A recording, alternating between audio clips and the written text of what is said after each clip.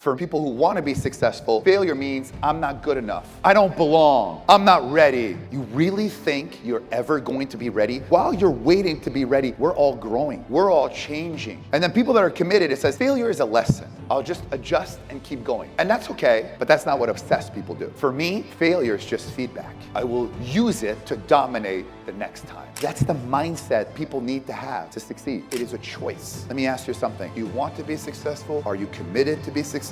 Or are you obsessed about being successful? I can't hear you louder. Oh. In order to get 1,400 people in this room, literally had to travel 257 days this year.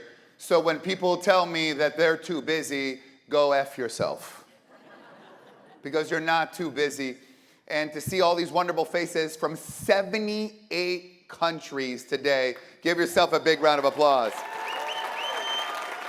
Everybody wants to be successful, but very few people are willing to do what it takes to achieve. And the truth is, success has never been a destination. It's a choice, it's a commitment, it's a sacrifice, and for the elite few, success is actually an obsession. And the question is, which one are you? How obsessed are you when it comes down to success? And I think that everybody in this world fits into, when they want to achieve success, you fit into three categories. Category number one is, I want to be successful. Number two, I'm committed to be successful. And number three, I'm obsessed to have success. Those are three different categories that are such important. And I'm going to give you the difference between all three categories. People who want to be successful, here's what they say. I'll try. I'll see if I can make it. I have too much on my plate right now.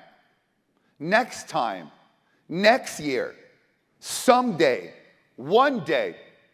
Those are not days in the week. Successful people have always been willing to do what unsuccessful people want. Some of the wealthiest people in the world are in this room right now, right? In fact, some of you are sitting next to a billionaire, and if you give me $100, I'll tell you who they are.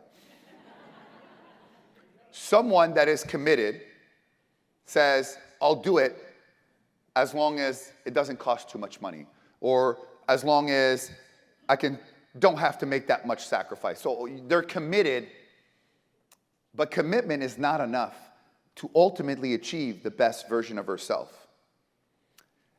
And people that are obsessed, as you saw the opening video, it's a whatever it takes attitude. It's no matter what, period. I don't care how much it's going to cost because I know that it's going to make me. I don't care that I have to do this because ultimately success has always been short-term sacrifices for long-term benefits. You can have it all, just not at the same time. And there is a cost, there is a sacrifice. Everyone here took time out of their business, their lives, being away from their family, so you can spend the rest of your life like most people want, but never will because they weren't willing to make the choices that you are making here today. Because they have too many excuses. Excuses are just nothing more than a reason to lose. In fact, when I hear excuses, the next word that comes up is losers. Everything good and bad in your life is because of you. If it's meant to be, it's up to me. Life does not give us what we want. Life gives us what we deserve. You know, if you haven't had the success that you want yet, or you haven't had the right type of clients, or you haven't had the right type of deal, it's because whatever you're representing, whoever you are, hasn't attracted the right people yet. That means your brand is not attracting the right buyers or the right deals, the right opportunities, because you have no brand. Or what you're selling is not something that they want. And part of being successful is understanding that if you have 52 good days in a year, you're going to be a millionaire. Most days are horrible. They're bad. Something goes wrong. But too many people quit too soon. And when you quit too soon, and maybe if you had just done a reset the next day, you would have realized that, you know what? The sun will rise up again no matter how bad it is. And people who want to be successful, they have this sort of attitude, this entitlement that the world owes them something. And one thing every entrepreneur, every one of you is going to be facing next year, next 10 years, is adversity. The struggle actually makes you stronger. But people who want to be successful, they quit at the first sign of struggle. They blame the market, the economy, Trump, Harris, COVID. It's never their fault. And often when we point the finger at somebody else, we have three fingers pointing back at us. And people that are committed, they push through some challenges. Sometimes they push through and it works out. Sometimes they don't push through. Success ultimately comes down to commitment plus discipline plus consistency plus action. You know, there are people that signed up to be here today. They committed. I've killed more people in the last week than any human beings. Really. Grandmothers, this and that. More people got COVID. COVID is back. Mega success brings back COVID. Right? There was more emergencies come up. And every single one of them said the same thing. Next year, I'll come. But that's what they said last year. But we didn't have a mega success last year. Because you're going to realize that any time in your life you say next time or when I'm ready, it never happens. Now, we say that to ourselves so we can feel good about ourselves, right? And then people that are obsessed, they destroy every obstacle and they ask themselves three fundamental questions that I want you to ask yourself for the rest of your life. If you want to be obsessive, you want to be the best version of yourself, you want to go past your limiting beliefs and become the exceptional person that I know you are and you will be, you have to ask yourself, what's next? I'm not even thinking about this event. We're backstage negotiating the next mega success. I'm not even here. This has been set for months and months. We're thinking about the next thing, the next stage of my life, the next opportunity, the next guest, the next deal, the next opportunity. Because if you worry about the now, you have already lost. Because when the now goes away, you're like, uh-oh, I got nothing to do. And then who is next? Who's going to be the next relationship? Who's going to be the next hire I do, right? Who's going to be the next business partnership? What is going to be the next product, the next service? Apple is always thinking when they launch, they're thinking 2 years ahead. Because now is too late. And the last one is what I live by. It's now or never. It's now or never. Because there is no tomorrow. Most people are born at 18 and die at 21. Anything you all can do that's once in a lifetime, you should do. And this isn't once in a lifetime because I have attracted people here for this conference that have never done any events. And the amount of relationships and building that I have had to do to put this together has been absolutely hard and mind-blowing. The fights, the struggles. This is in essence a conference about you. I'm speaking just now and another time and then I'm done. It's a 5-day conference because I'm obsessed on making sure that you elevate your brand, that you meet the relationships. Every celebrity that you're going to see is going to be here, right? I could have easily gone to them, met them, and be done with them. But I wanted to bring them so that you can get pictures with them, so that you can get branded. This is a stage for you. Every other speaker in the world or promoters, you sit there and you listen and you never get an opportunity to be on stage. It's the highest quality audience in the world. The best of the best. A lot of people want to do business with me. A lot of people do business with me. So when you have that in your head, that what is the goal that you're trying to achieve, then they ultimately can't stop you. And at the end of the day, all of you need a response to failure. You need to have a mechanism and a response to failure. Because failure is actually the greatest thing that can happen to you as long as you don't repeat it. Because we all know the definition of insanity is doing the same thing over and over and expecting a different result. When's the last time you all tried something for the first time? When's the last time you got outside your comfort level? Because when it deals with failure, people who want to be successful, failure means I'm not good enough. I don't belong. I'm not ready. When I'm ready. You really think you're ever going to be ready? Because while you're waiting to be ready, we're all growing. We're all changing. And then people that are committed, it says, failure is a lesson. I'll just adjust and keep going. And that's okay. But that's not what obsessed people do. For me, failure is just feedback. I will use it to dominate the next time. Because at the end of the day, that's the mindset that people need to have to succeed. And all of you need to figure out, what is going to be my future? And I've made a very big decision about my future. My days of speaking are coming to an end. I'm going to continue doing Mega Success. I'm going to continue doing the top ones, Lifetime, because I want to go to exotic locations and build great relationships. But there's nothing else I can achieve. We spent $8 million for this event. Some of you complain about $3,000, right? This AV setup, the insider lunch is going to make me go broke. I recommend fasting for 5 days. Some of you need it. And so my heart is always in the right place. But now it's time for me to go what I'm really destined to do, which I've done for a long time, but just focus 100% of my time on it. Now, always will speak for branding, meeting people, relationships. By the way, no one has ever been impressed and said, oh my God, JT, you've done 1,000 real estate deals. So cool. Can we have a selfie? The power of the stage has a way of just, everyone's impressed by it. You know? So, when people who want to be successful, they're like, I hope one day it works out.